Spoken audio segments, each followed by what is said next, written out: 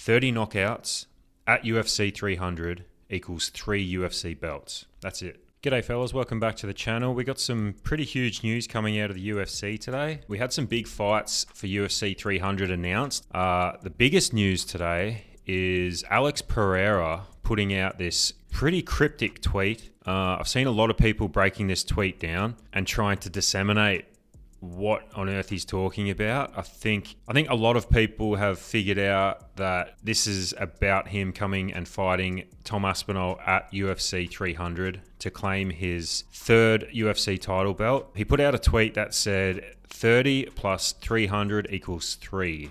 And at first I'm like, what the hell does that mean? But it's pretty obvious. 300, UFC 300, three title belts. A lot of the speculation has been the 30. What does 30 mean? And people have been saying Tom Aspinall's 30 years of age. That sounds way too cryptic to me. Why would you include the age of someone as part of this riddle?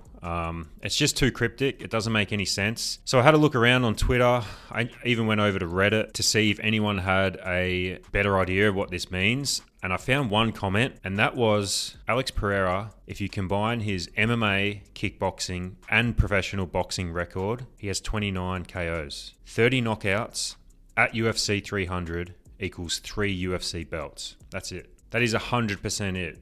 It's got nothing to do with Tom Aspinall's age. 30 is about his 30th professional knockout in combat sports. Now, do I think he's going to fight Tom Aspinall? I do. So Aspinall put out this picture of him and Pereira. Quite clearly, they're basically announcing that they're going to be fighting each other. Aspinall also recently went on the True Geordie podcast, which was a pretty good listen. He spoke for about 15 minutes about Pereira. When I heard that he wants to move up to heavyweight, I wasn't surprised. I felt like he was like sizing me up a little bit. I feel like I almost got the feeling from him like I would get from an opponent before I would fight him. Do you know what I mean? Because he had it in his mind. I think so. Yeah. But I think Tom Aspinall knows exactly what he's doing. He's starting to drum up interest in this fight, and it's working. Everybody's talking about it. I think this will be an awesome fight. However, I don't think it's going to be a main event. I don't think after all the talk about UFC 300 being the biggest event in history, you're going to put an interim title belt as the main event against a guy who's never fought at heavyweight. I get it. It's a big fight. But let's be honest, Pereira, Aspinall, if it was for the undisputed belt, I could understand. But it's missing something. It's not quite there. I think it's the co-main. I think this is going to be the big fight that gets announced very soon.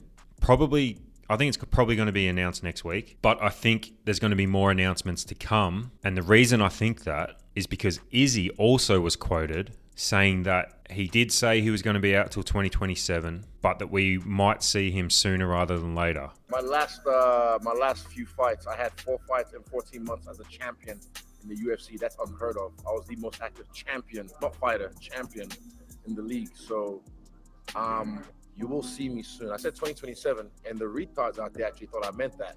But you'll see. I have a theory that the Strickland DDP fight was booked in January because that'll give the winner exactly enough time to turn around and fight at UFC 300. If Strickland wins or if DDP wins, Izzy coming back and fighting to get his belt back is a massive fight. Bigger than Aspinall versus Pereira. And you still have Pereira and Izzy on the same card. I think that's going to be the main event at UFC 300. Now, I could be way off, and I'm sure a lot of people are going to comment why that is just a completely ridiculous take, but that's my opinion. And the reason I think that is if you have a look here at all of the current champions, let's just eliminate who cannot fight and headline UFC 300. John Jones, he's out. He's injured. Alex Pereira, possible. But who can he fight? He's already beaten Yeri. He's not fighting Yarn again. Jamal Hill's still injured, so he can't defend against anyone in his weight class. Not at a fight of that level. Sean Strickland, we already spoke about that. Leon Edwards, is Leon Edwards going to fight 4 months after he just defended a belt? He fights once a year. Islam Makhachev, possible, but UFC 300 falls right at the end of Ramadan, and I don't think Islam Makhachev is going to travel to America to fight and also go through his training camp during Ramadan. He could, but I don't think it's going to happen. Volkanovski's out. He's fighting February. Sean O'Malley out, fighting March. Pantoja, not going to happen. You're not going to headline UFC 300 with a flyweight title belt. Who does that leave? Now you've got Alexa Grasso, big fight against Weili Zhang. Not a headliner, obviously. I mean, let's just be honest, no women are headlining UFC 300. So that leaves one possible massive title fight, and I believe it's going to be either Sean Strickland or Dricus du Plessis against Izzy Adesanya coming back after his defeat to get his title back. Now, I think the argument for that is that DDP already said no to a quick turnaround against Izzy because he had an injured ankle. I get it. And you'd be asking both fighters to potentially go through a war against each other, because that's what I think it's going to be, and turn around in just 12 weeks. But how could anybody possibly say no to headlining the biggest UFC pay-per-view event of the last 5 years? Possibly. I mean, if Dana White's going to stack the card as big as he says he is, whoever's headlining that and getting pay-per-view points is going to rake in a ridiculous amount of money. So Sean Strickland or DDP, they haven't made a ton of money over their careers. Dricus du Plessis hasn't made a ton of money. Sean Strickland's made decent money. This will be his first title defense. If he wins, I mean, he's not going to say no to fighting Izzy again, a guy he just destroyed, and he can possibly make, 10 million, 15 million? I've seen the one argument that Izzy versus Khamzat could be the co-main event for this. Wouldn't be a bad co-main, but the problem with that, I believe, is that Chimaev can't get into the United States. He hasn't fought in the United States for over a year for a reason. He just became a citizen of the United Arab Emirates because of visa issues. He cannot fight in the United States right now. He's not coming to UFC 300. So look, this is all speculation. I could be 100% wrong about this, obviously, but this is just what I've come up with and what I think is going to happen. I think the fact is they're going to just drip feed us these fights, and they're not going to announce the real main event until after UFC 297 in Toronto. We'll see what happens there. DDP might come out and just start Strickland in the first round, and then it's on. He's definitely going to fight Adesanya at 300, or like I said, we may see a war, but I don't think anyone says no to that kind of payday. And I'm hoping that's the headline, because that's going to be an awesome headline. With a co-main event of Aspinall Pereira, that's going to be an unbelievable card. As I said, Aspinall versus Pereira, look, it's a great fight from a fan standpoint, because you got a guy trying to win a belt in 3 separate weight classes, which has never been done before. You've also got a brand new heavyweight champion, although he is an interim heavyweight champion from England. But from a competitive standpoint, I don't see Pereira getting out of the first round. I'm sorry.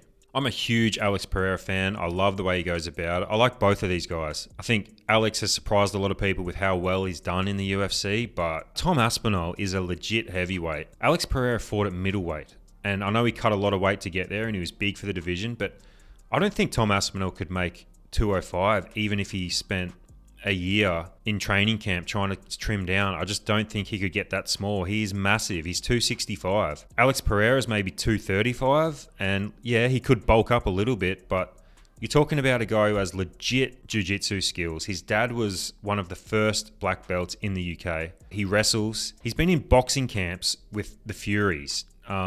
Tyson Fury's coach, I think his name's Peter Fury. That's Tom Aspinall's boxing coach, man. Tom Aspinall is one of the scariest dudes in the world. I think he's the best heavyweight in the world, and he's going to fight a middleweight for technically his first title defense. I think if they do book this fight, which I think they're going to, Tom Aspinall is going to be a massive favourite. But anyway, that's just what I think. Let me know what you think in the comments down below. Tell me I'm wrong. Tell me I'm right. I don't care what you do, just as long as you like and subscribe if you enjoy this content.